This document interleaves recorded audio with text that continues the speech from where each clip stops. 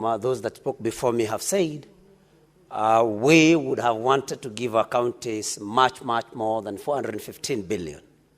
But then, Mr. Speaker, we must appreciate that we are getting 415 billion from 385 billion. So an improvement of about 30 billion must be appreciated, Mr. Speaker.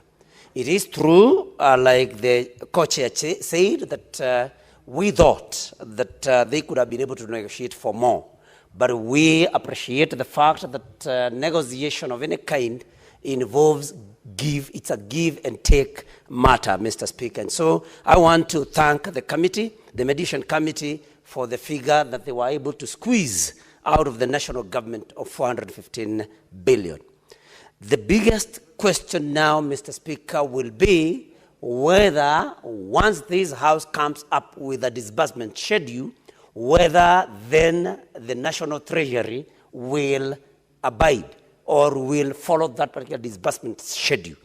Because we have been having challenges with counties, not because we have not been able to allocate them amounts that can help in delivery of services at the county level, but because there are delayed disbursements, which is the next thing that this House should push for, so that disbursements are made according to the schedule that we are going to come up with, Mr. Speaker. While at that, we must also tell our governors, the 47 of them, that the enhanced amounts must be used more for development and not on labor, on wage bills, Mr. Speaker.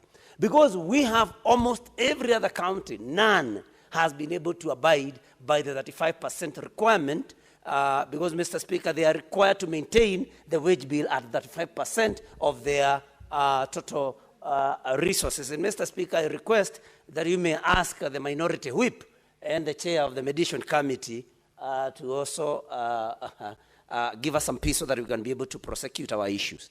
So, Mr. Speaker, the disbursement schedule will be very important. Number two, Mr. Speaker, is that these governors must be able now to invest more in development than wage bills and other unnecessary matters. Not to mention that they also need to look at pending bills and see to it that they clear those that they owe, so that the same can start trickling back to the counties for more development, Mr. Speaker.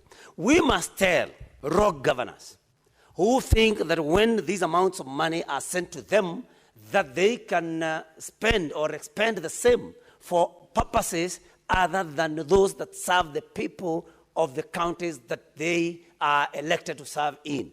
Mr. Speaker, a case in point is one governor, and that is none but the governor of Nairobi, who has in public said that he is not going to allow, that he's going to protect Nairobi, Mr. Speaker. We want to tell such a governor that these funds that we have worked so hard to negotiate for them must be used for the good of the people in their counties and not for any criminal activities. Goons must not be financed from the amounts that we have negotiated for these counties, Mr. Speaker.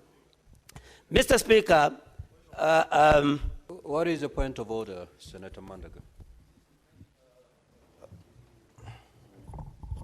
Honorable Speaker, I didn't want to interrupt my good friend, the Senator from Murang'a, but understanding Order 105 as a statement of fact, can the Senator from Murang'a provide evidence that the governor for Nairobi has used the funds for Nairobi to pay goons?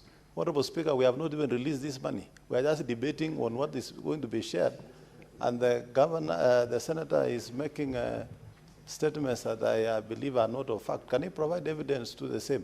Honorable Speaker, the governor for Nairobi is within his rights to protect the property of the business people in Nairobi. We have witnessed the destruction that is happening. Business people are losing their capital. Honorable Speaker, wouldn't it be the responsibility of the governor to ensure there is a thriving, conducive business environment? And the governor should then use the necessary resources and available means to make sure that the businesses are protected, because that is what creates employment. The biggest problem we have in this country is unemployment. How do we destroy what we have in the pretext of... You've made your point of order known. Senator Nyutu. Thank you, Mr. Speaker. I think the former governor for Uasin Gishu, I think he still suffers from the hangovers of having been governor in Uasin Gishu. And for that reason, Mr. Speaker, he forgets that he's a senator who is supposed to defend devolution and counties and not to defend other governors. And then the point of order raised, Senator Nyutu, you've made an assertion to the effect that the governor of Nairobi is using resources to pay goons. Thank you, Mr. Speaker. Do you have evidence to that effect? Can you substantiate that statement? If yes, proceed to substantiate.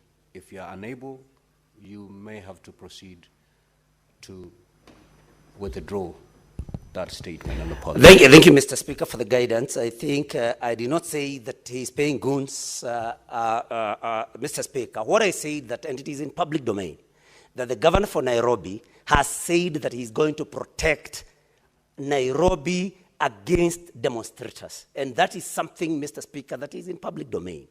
And there cannot be any other way that a governor can protect his or her county other than using goons, because the governor, any governor, does not have any police under their command.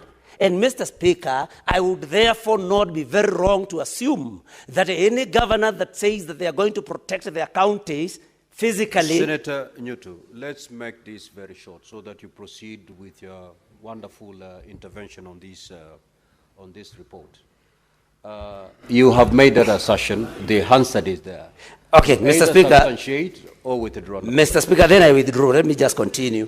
Let me just, the senator for Kakamega wants to inform me. Let's dispense with this point of order first. Okay. Okay, Mr. Speaker, then I withdraw. Let me continue. I was just advising governors, not just the governor of Nairobi, to expend amounts in a way that helps their constituents, and not in a way of showing bravado and spending their monies in matters that actually are not even important for their people, and not to overstep their mandate. Mr. Speaker, we must also ask the national government, which in this particular mediated version is going to retain over 2.3 trillion Kenya shillings, Mr. Speaker, that these amounts also must be expended in the right way, must be expended in a way that is of benefit to the country, Mr. Speaker. We are disturbed that we find those serving in the national government, Mr. Speaker, carrying money in sacks every weekend, every weekday, as they go about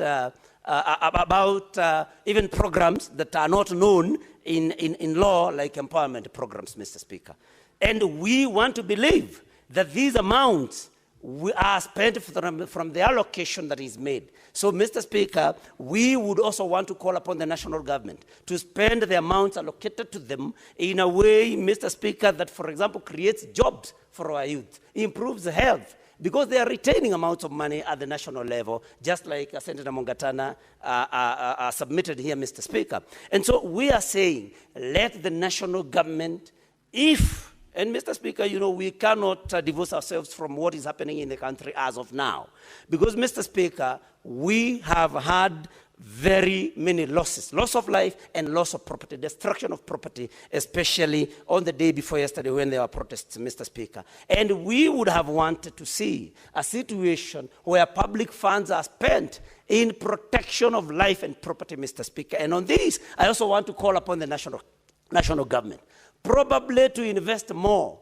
If they need more police officers to maintain law and order, that then such is done, instead of failing in their duty and then blaming particular people and profiling some communities on something that is of national importance. Let us have more police officers, that is what we need, because the allocation has been made. Mr. Speaker, let us invest more in intelligence and to avoid most of the things that we are seeing here. And Mr. Speaker, we must also say that because we have had some very unfortunate happenings in our country.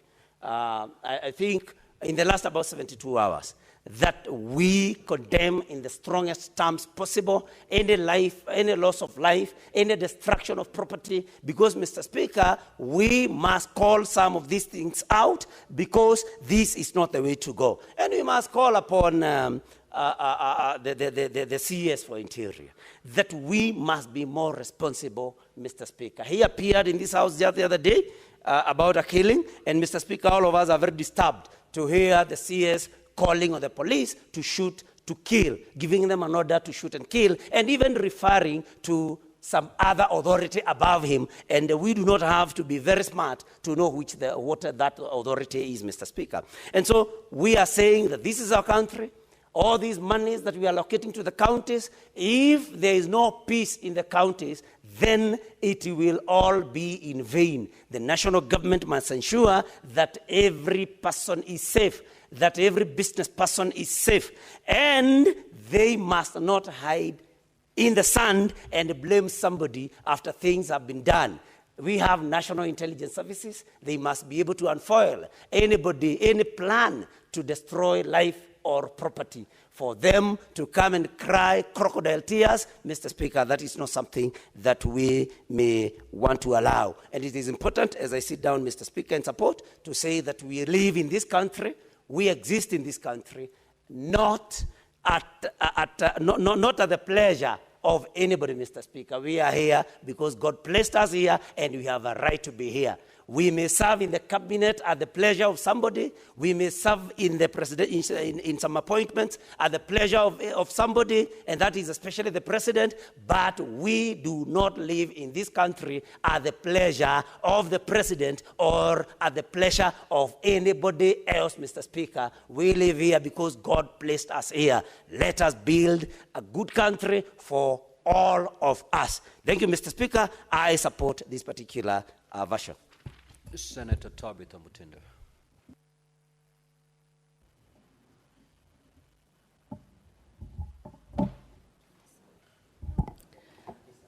Thank you, Mr. Speaker.